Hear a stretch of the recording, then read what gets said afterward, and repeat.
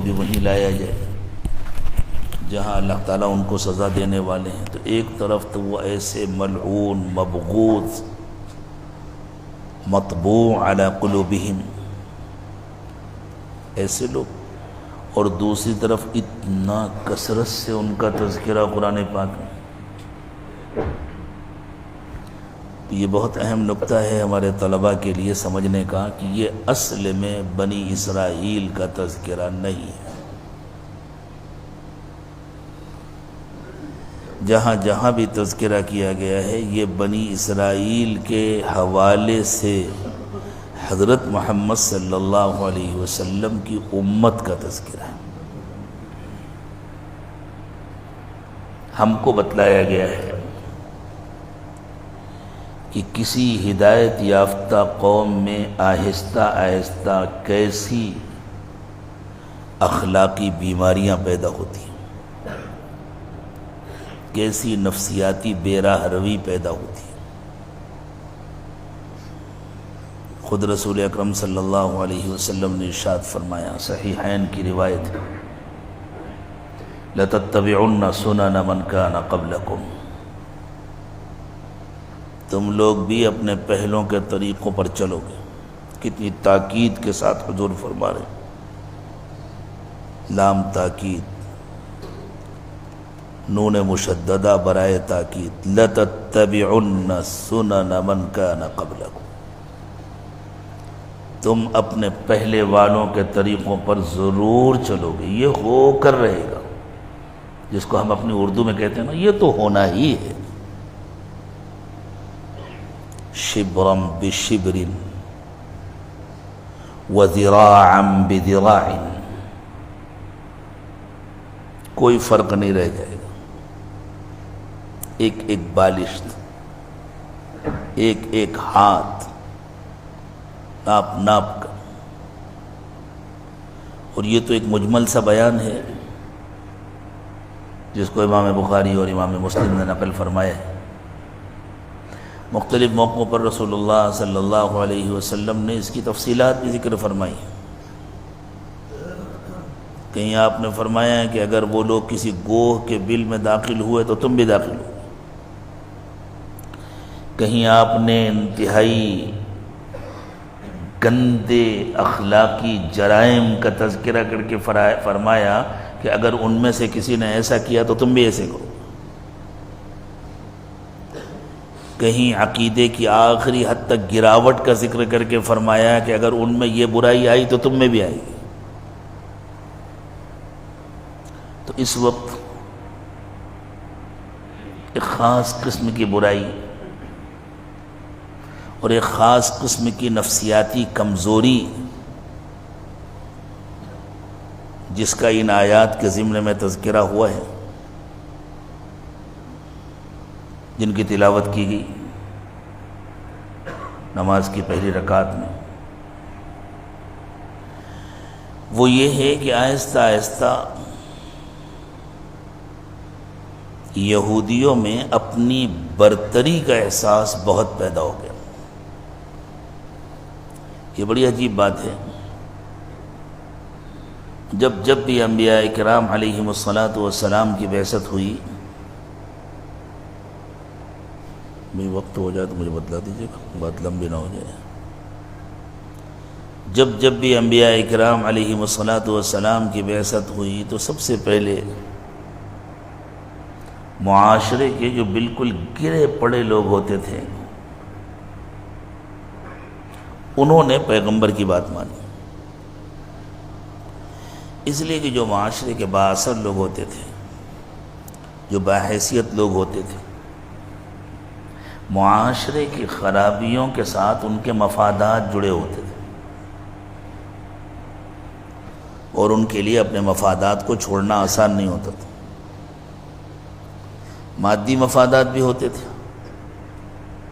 معنوی مفادات بھی ہوتے تھے۔ ایک شخص کا کاروبار ہے، اب پورے علاقے کے لوگ اس کے گراہک ہیں، وہ ڈرتا ہے اگر کوئی نئی دعوت میں قبول کر لوں گا تو سارے لوگ میری دکان پہ آنا چھوڑ دیں گے۔ یہ مادی مفاد ہے۔ ایک شخص کی لوگ بہت عزت کرتے ہیں، وہ ڈرتا ہے کوئی نئی بات اگرچہ وہ سچ ہے، حق ہے، لیکن وہ سماج کے اب تک کے بنے ہوئے مزاج کے خلاف ہے، اگر میں اس بات کو قبول کر لیتا ہوں، اس کا اعلان کر دیتا ہوں، تو لوگ میری عزت کرنا بند کر دیں گے، لوگ مجھے گالیاں دینے لگیں گے، یہ معنوی مفاد ہے۔ تو جو بااثر و باحیثیت لوگ ہوتے تھے ان کو اپنے مفادات کا ڈر ہوتا تھا۔ جو بیچارے پہلے سے گرے پڑے ہیں، مزدوری کر کے کچھ کما لیا تو کھا لیا، جن کی پہلے سے کوئی عزت نہیں ہے، یہ ذرا گہرائی سے سمجھنے کی بات ہے۔ جن کو ویسے بھی لوگ ذلیل سمجھتے ہیں، تو ان کے پاس تو کھونے کے لیے کچھ نہیں ہوتا نا۔ اب اگر انہوں نے حق کی دعوت قبول کر لی اور ان کو گالیاں سننے کو ملی، تو ان کو تو پہلے سے بھی گالیاں مل رہی تھی،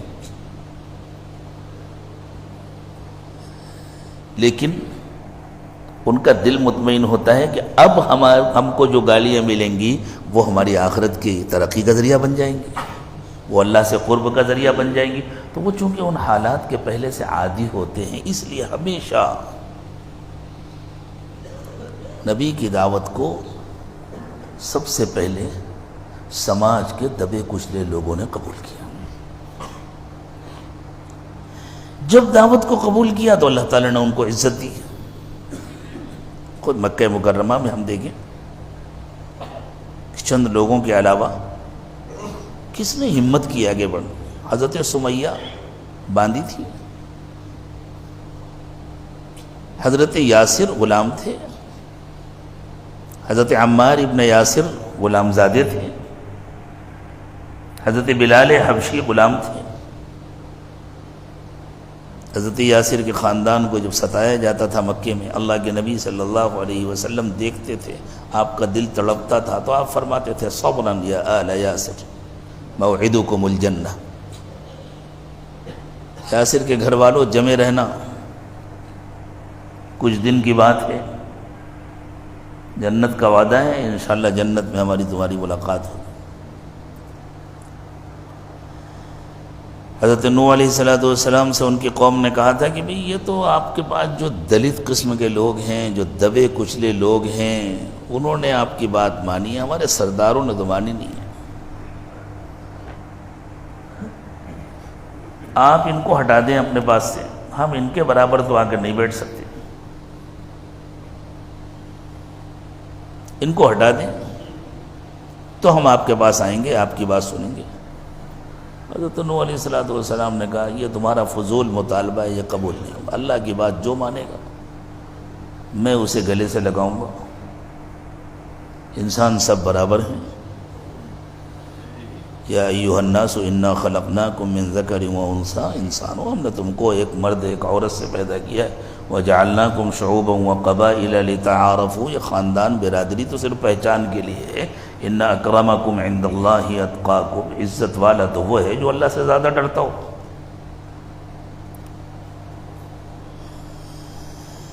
تو یہ انسان کی بڑی کمزوری ہے، وہ گرے پڑے لوگ، وہ بے حیثیت بے وقار لوگ جن پر اللہ نے فضل فرمایا، اللہ کی توفیق سے انہوں نے نبی کی بات مانی اور پھر اللہ تعالیٰ نے ان کو عزت دی۔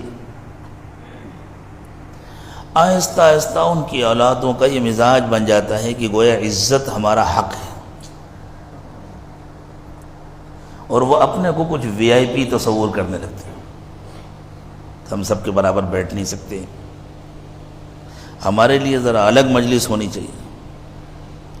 اسی لیے یہ عاجز جب کہیں جاتا ہے اور وہ جو الگ الگ مجلسیں کی جاتی ہیں نا، یہ فلاں طبقے کے لیے، فلاں طبقے کے لیے، تو بہت تقدر ہوتا ہے، مجھ کو کوفت ہوتی ہے، یہ الگ الگ کیا چیز ہے؟ اللہ سب کے ہیں، اللہ کی بات سب کی ہے۔ اور وہ جو ذہن میں ہوتا ہے کہ جس طرح تبلیغی جماعت میں، اجتماعات میں الگ الگ حلقے لگتے تھے، یہ تاجروں کا، یہ ریلوے والوں کا، یہ ملازمین کا، وہ الگ الگ اس لیے لگتے تھے تاکہ تشکیل قابو میں آئے، وہ اس لیے نہیں کہ انسان الگ الگ ہے، وہ ایک مقصد ہوتا تھا۔ یہ تو ایسا ہو گیا جیسے ایک گھر میں دعوت ہے 50 لوگوں کی، اور دسترخوان پر 10 کی ضرورت ہے، 10 بیٹھنے کی گنجائش ہے، تو 5 قسطوں میں کھلایا جائے گا نا، الگ الگ کر دیا گیا۔ تو یہ الگ الگ اس لیے نہیں کیا جا رہا ہے کہ ان کو الگ الگ کھانا کھلایا جا رہا ہے، الگ الگ اس لیے کیا جا رہا ہے تاکہ نظم قابو میں آئے، تو وہاں تشکیل قابو میں آئے۔ اور یہاں تو یہ جو خصوصیت، حالانکہ وہ کوئی بھی وجہ ہو، لیکن آہستہ آہستہ وہاں بھی جو طبقاتی خصوصیات پیدا ہوئیں اس سے برائیاں ہوئیں، اس کے غلط نتائج بھی نکلے۔ تو بنی اسرائیل کا بھی ایک مزاج بن گیا تھا کہ ہم ذرا سپر کوالٹی ہے، ہمارے ساتھ معاملہ الگ۔ عرب میں جو بنی اسرائیل رہتے تھے، پہنچے کیوں تھے عرب، اس کی وجہ بالکل الگ ہے۔ پہنچے تو اس لیے تھے کہ اللہ کی کتابوں کے ذریعے ان کو یہ اطلاع ملی تھی کہ نبی آخر الزمان صلی اللہ علیہ وسلم یہاں تشریف لائیں۔ حضور کی تلاش میں وہ وہاں پہنچے تھے، جیسے حضرت سلمان فارسی رضی اللہ تعالی عنہ حضور کی تلاش میں پہنچے تھے، لیکن بعد میں وہاں رہتے رہتے ان کا مزاج یہ بن گیا تھا کہ یہ تو جاہل لوگ ہیں، ان پڑھ لوگ ہیں،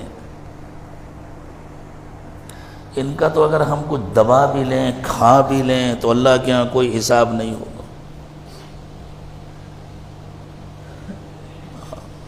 جیسے اس زمانے میں مسلمانوں کا مزاج بن گیا ہے، نعوذ باللہ، کہ جو اللہ کو نہیں مانتے، جو اللہ کے آگے نہیں جھکتے، ان کا حق دبا لیں، یہ وہی اسرائیلی مزاج ہے، یہ وہی یہودی مزاج ہے۔ اور کبھی کبھی چونکہ ان لوگوں کا ایک مخصوص مزاج تھا لڑانا اور کمانا، یہ یہودیوں کا بہت قدیم مخصوص مزاج ہے، قوموں کو لڑانا اور کمانا۔ مدینہ میں بھی جو یہودی رہتے تھے وہ مدینہ کے اصل باشندوں کو آپس میں لڑاتے تھے اور پھر ان کو سودی قرضے دیتے تھے، ان کو اسلحہ دیتے تھے یا اسلحہ خریدنے کے لیے قرض دیتے تھے اور ان سے کماتے تھے۔ یہ بیچارے مدینہ کے دبے کچلے لوگ کبھی کبھی سمجھ جاتے تھے کہ یہ یہودیوں کی حرکت ہے، یا کبھی کبھی کسی بات میں جب یہودیوں سے ٹھن جاتی تھی، تو وہ تو پیسوں کے پجاری تھے یہودی، سامنے آ کر مقابلہ کرنا ان کے بس کا نہیں تھا، تو اس وقت وہ کہا کرتے تھے ٹھیک ہے ستا لو، کچھ دن کی اور بات ہے، پھر آنے والے ہیں وہ، ان کو آ جانے دو، پھر ہم دیکھیں گے تم کو۔ تو جب وہ لوگ یہ کہتے تھے کہ وہ آنے والے ہیں، ان کو آ جانا، بیچارے عرب دہل جاتے تھے اندر سے، کون آنے والے ہیں؟ حالانکہ یہودیوں کو پہلے سے یہ اطلاع تھی کہ ہم حضرت اسحاق کی اولاد ہیں اور وہ آخری آنے والا حضرت اسماعیل کی اولاد میں آئے گا، اور عرب حضرت اسماعیل کی اولاد۔ لیکن دھیرے دھیرے جو اپنی خصوصیت کا احساس تھا ان کو، اس کے نتیجے میں ان کا یہ ذہن بن گیا تھا کہ بھئی نبوت اگر آ سکتی ہے تو ہمارے ہی گھر میں آ سکتی ہے، ان جاہلوں میں کیسے آ سکتی ہے؟ جب اللہ کے رسول صلی اللہ علیہ وسلم تشریف لائے، میں بہت ساری تفصیلات کو چھوڑ دیتا ہوں، مجھے تو صرف اس جملے کی معنویت کو سمجھانا ہے اس وقت اپنے عزیز طلبہ کو۔ یسألک اہل الکتاب ان تنزل علیہم کتابا من السماء، اور یہ اشارہ کرنا ہے کہ قرآن پاک میں اس طرح غور کرنے کی مشق کریں ہمارے طلبہ۔ اللہ تعالیٰ نے حکم دیا افلا یتدبرون القرآن ام علی قلوب اقفالها، انہیں کیا ہو گیا ہے، کیا ان کے دلوں پر تالے لگ گئے ہیں، یہ قرآن میں کیوں نہیں غور کرتے؟ تو قرآن میں کس طرح غور کرنا چاہیے؟ معنی سمجھ لینا، ترجمہ کر لینا الگ چیز ہے، تدبر الگ چیز ہے۔ تو بس اس جملے کی معنویت کو سمجھا کر کے بات ختم کریں گے۔ 20 منٹ کہا گیا تو میرا خیال ہے وقت زیادہ ہو گیا۔ جی 20 تک چلتا ہے۔ اچھا اچھا، آپ کے 20 منٹ میں بڑی برکت ہوتی ہے ماشاء اللہ۔ تو جب رسول اکرم صلی اللہ علیہ وسلم کی بعثت ہوئی، آپ مکہ مکرمہ میں پیدا ہوئے، اور جب مکے سے مدینہ پہنچے تو اچھی خاصی تعداد ہجرت کر کے آ گئی۔ اب یہودیوں کو لگا کہ اگر ہم نے مان لیا ان کو، ہیں تو یہ اللہ کے رسول، یہ تو ان کو یقین ہو گیا تھا۔ خود اللہ تعالیٰ نے گواہی دی، الذین آتیناہم الکتاب یعرفونہ کما یعرفون ابناءہم، یہ اہل کتاب تو اس طرح پہچانتے ہیں حضور کو جیسے اپنے بچوں کو پہچانتے ہیں۔ وَلَمَّا جَاءَهُمْ رَسُولٌ مِّنْ عِنْدِ اللَّهِ مُصَدِّقٌ لِمَا مَعَهُمْ وَكَانُوا مِنْ قَبْلُ يَسْتَفْتِحُونَ عَلَى الَّذِينَ كَفَرُوا فَلَمَّا جَاءَهُمْ مَا عَرَفُوا كَفَرُوا بِهِ، جانی پہچانی شخصیت آ گئی تو انکار کر دیا۔ خوب پہچانتے تھے کہ یہ سچے رسول، لیکن رکاوٹ کیا بنی؟ رکاوٹ یہ بنی کہ بھائی ان کو ماننے والے تو سب یہ جاہل لوگ ہیں عرب کے، اب اگر ہم بھی مان لیں تو ہم اور یہ برابر ہو گئے، ہم تو ذرا ہائی لیول کے لوگ ہیں نا۔ تو انہوں نے تقاضا کیا، ٹھیک ہے ہم غور کریں گے آپ کی بات میں، آپ ایک کام کریں،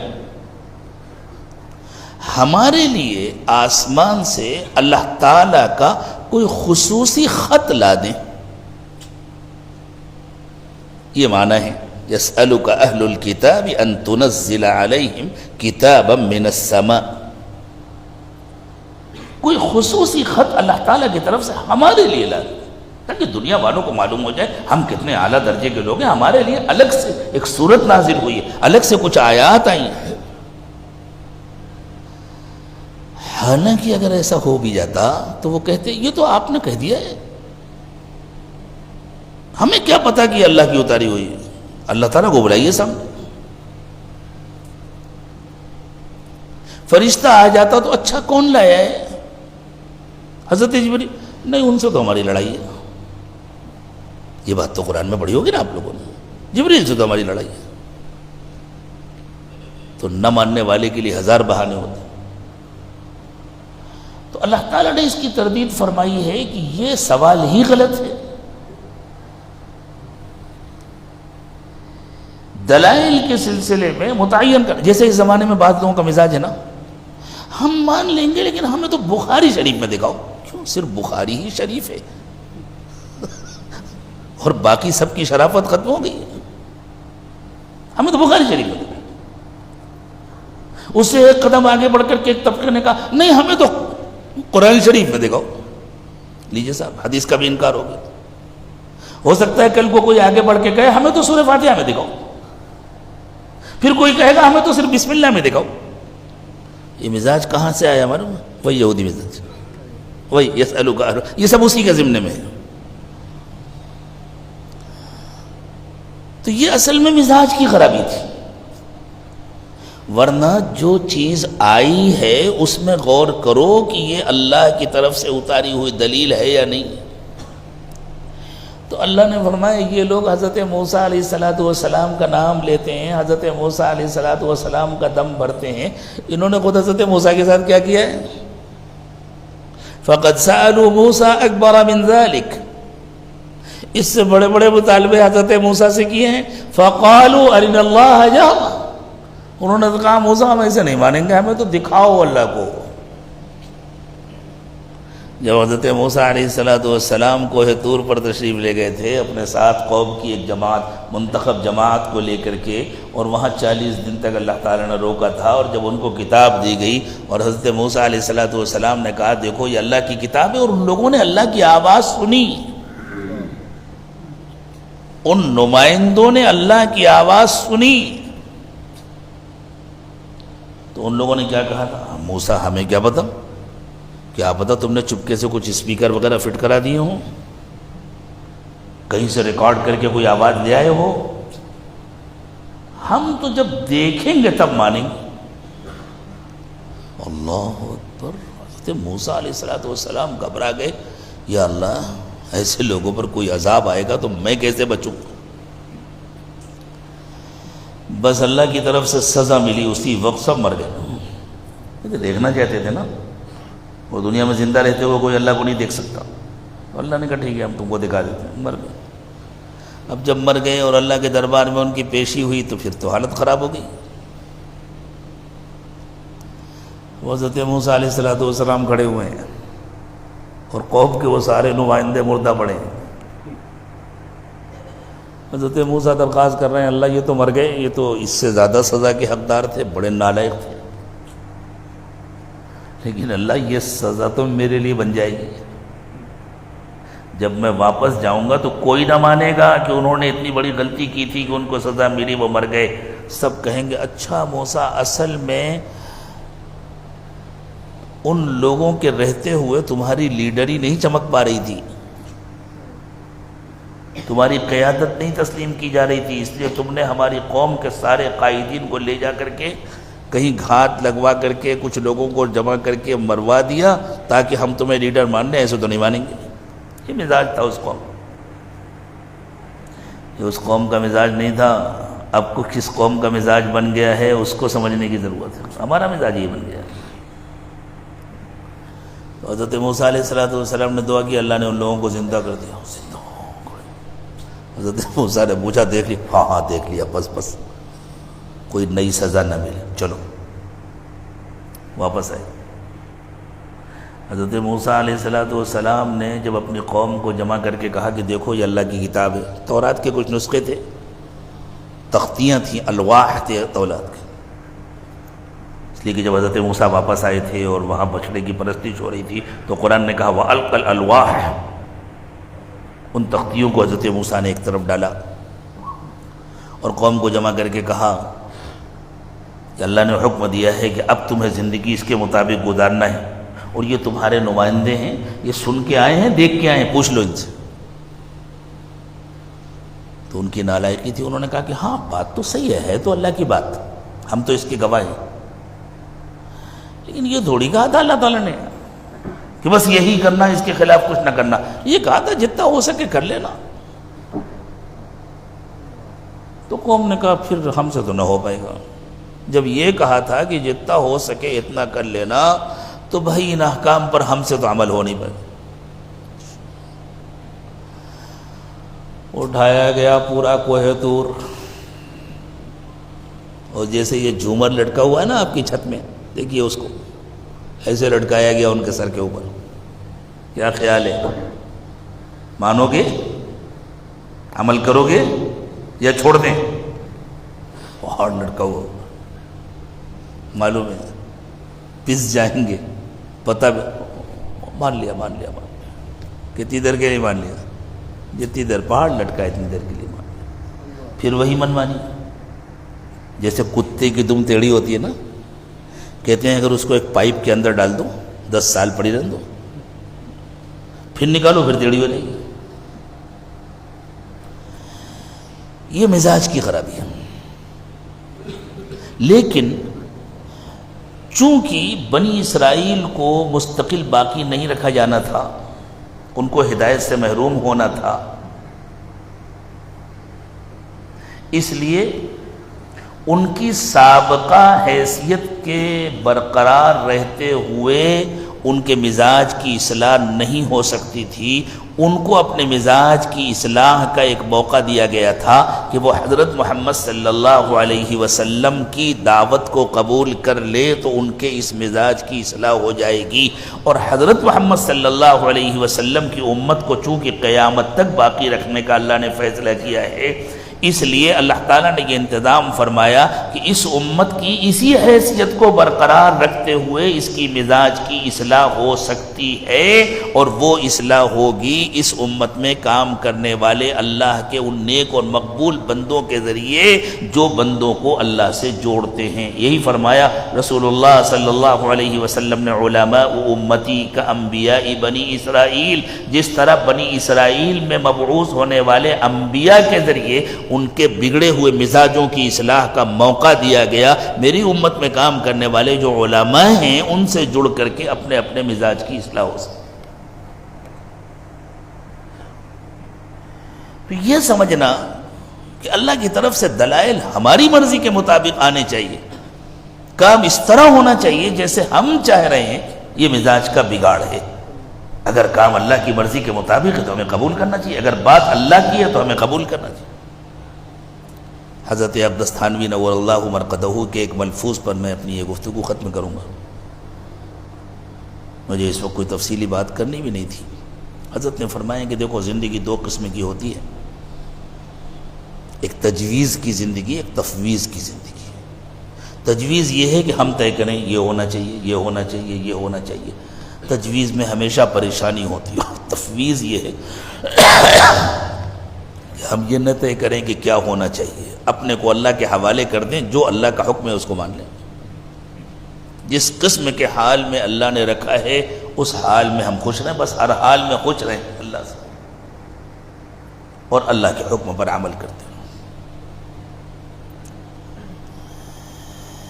نتیجہ کیا نکلا؟ اگلی آیات میں آپ نے بنی اسرائیل کے بہت سارے جرائم سنے، فَبِظُلْمٍ مِّنَ الَّذِينَ هَادُوا، بعد میں اس کا اجمال ہے، یہ کیا، یہ کیا، یہ کیا، یہ کیا، یہ کیا۔ دیکھ لیجئے گا آپ ان آیات کو، سورہ مائدہ کی ان ساری آیات۔